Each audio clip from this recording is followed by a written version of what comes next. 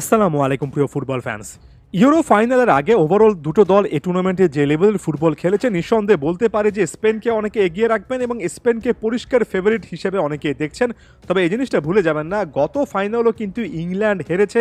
Back to back euro final হারার মতো একটা সিচুয়েশন ইংল্যান্ড কখনোই পড়তে চাইবে না। ফাইনাল ম্যাচে প্রতিটা দলের সুযোগ থাকে, তার চেয়ে বড় কথা গ্যারেথ সাউথগেটের দল সব রকমের বাধা বিপত্তি পার হয়ে যেহেতু এই স্টেজ পর্যন্ত আসতে পেরেছে, হয়তোবা সবচেয়ে সুন্দর ফুটবল খেলেনি, তবে এফেক্টিভ ফুটবল খেলার দিক থেকে ইংল্যান্ডকে কোনোভাবে পিছিয়ে রাখার সুযোগ নেই।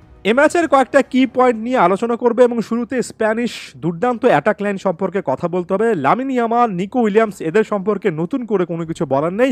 দানি অলমো টুর্নামেন্টে সবচেয়ে সেরা পারফর্মারদের মধ্যে একজন, দুটো অ্যাসিস্ট করেছেন, তিনটা গোল করেছেন। দানি অলমোকে আটকানোর জন্য আলাদা রকমের প্ল্যান দরকার, তাই নিকো উইলিয়ামস এবং লামিন ইয়ামালকে আটকানোর জন্য ডিফেন্স লাইনটা অনেক বেশি ডানে এবং বামে ফোকাস করলে মাঝখানে দানি অলমোরা স্পেস পান। এর আগে অনেকবার করে বলেছি এবং ইংল্যান্ডের জন্য এটা একটা বড় চ্যালেঞ্জ হচ্ছে।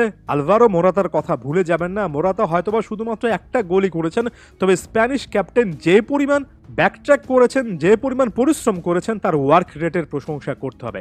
এরপর যদি আমরা এই অ্যাটাক লাইনের বিপরীতে ইংলিশ ডিফেন্সটাকে দেখে আসি, তিনজনের ডিফেন্স লাইন নিয়ে গ্যারেথ সাউথগেট খেলতে বাধ্য হচ্ছেন।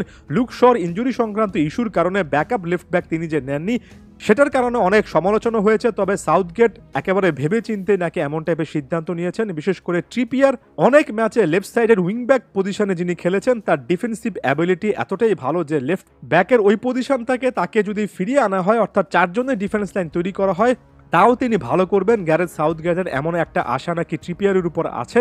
এই ম্যাচটাতে কাইরন ট্রিপিয়ার কিংবা গুয়েহি যারা লেফট সাইডে ওখানে অপারেট করবেন, লামিন ইয়ামাল বড় রকমের একটা পরীক্ষা নেবেন। এরপর যদি আমরা ইংল্যান্ডের ফাইনাল থার্ডের দিকে তাকাই, সেখানে জুড বেলিংহাম এখনো ভেরি বেস্ট পারফরমেন্স দিয়েছেন সেটা বলবো না, তবে বেলিংহামের সেরাটা যে কোনো মুহূর্তে বের হয়ে আসতে পারে। একটু লেটে হলেও হ্যারি কেন কিন্তু ম্যাচ উইনিং মোমেন্টগুলো এনে দিচ্ছেন ফিল ফোডেনের কাছ থেকে। আরেকটু বেটার আউটপুট দরকার ফোডেনের এই ম্যাচে, পারফরমেন্স অনেক বেশি করে ভাইটাল হবে। অন্যদিকে বুকায়ো সাকার কথা ভুলে যাবেন না, বুকায়ো সাকাও কিন্তু ক্রুশাল মোমেন্টে জ্বলে ওঠার সব রকমের সাইন কিন্তু দেখিয়েছেন।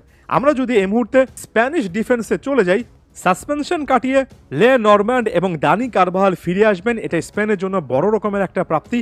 ডিফেন্সে ফ্রান্সের বিপক্ষে সেকেন্ড হাফের পারফরমেন্সটা যদি ওভারঅল স্পেন ধরে রাখতে পারে, তারা কিন্তু ওভারঅল ব্যালেন্সের দিকে কিছুটা হলেও এগিয়ে থাকবে। এরপর যদি আমি মিডফিল্ডে চলে আসি, ফাবিয়ান রুইস এবং রদ্রি তাদের জায়গা থেকে সত্যিকার অর্থে অসাধারণ একের পর এক পারফরমেন্স দিয়েছেন।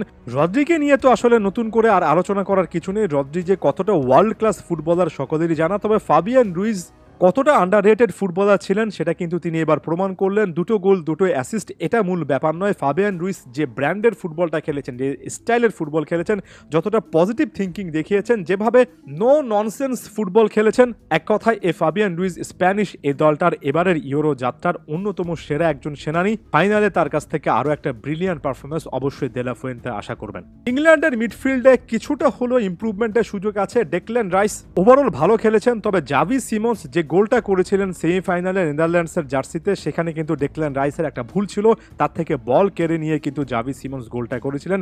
এখানে আরও বেটার করার সুযোগ আছে। কবি ম্যাইনু নামক খুবই ট্যালেন্টেড একজন মিডফিল্ডার রয়েছে এই দলটাতে।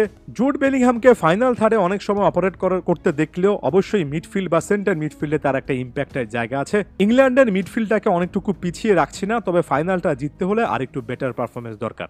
আলোচনাটা এখানে শেষ হবে না, আরও দুটো পয়েন্ট আছে। বেঞ্চের দিকে তাকাতে হবে। যেভাবে অলি ওয়াটকিন্স বদলি হিসেবে নেমে জয়সূচক গোলটা করেছেন সর্বশেষ ম্যাচে, যেভাবে স্পেনের মিকেল মেরিনো জার্মানির বিপক্ষে গোলটা করেছেন, এখানে সাইড বেঞ্চেরও কিন্তু একটা বড় রকমের টেস্ট হচ্ছে। গোলকিপাররাও সবচেয়ে ক্রুশাল একটা রোল প্লে করতে পারেন টাই ব্রেকারে। এমন টাইপের ম্যাচ যদি শেষ পর্যন্ত টাই ব্রেকারে গড়ায়, সেখানে খুব একটা বেশি অবাক হব না। এর আগে সাউথগেট এই টুর্নামেন্টে টাই ব্রেকার সিচুয়েশনটা খুব ভালোভাবে সামলেছেন। এই জায়গায় ইংল্যান্ড কিছুটা হলেও মেন্টালি এগিয়ে থাকতে পারে। ওভারঅল স্পেনই অবশ্য ফেভারিট, তবে ইংল্যান্ডের যথেষ্ট সুযোগ আছে। হাই ভোল্টেজ একটা ম্যাচই আশা করছি। এই ম্যাচকে কেন্দ্র করে আপনাদের কি আশা, সেই জিনিসটাও জানাবেন।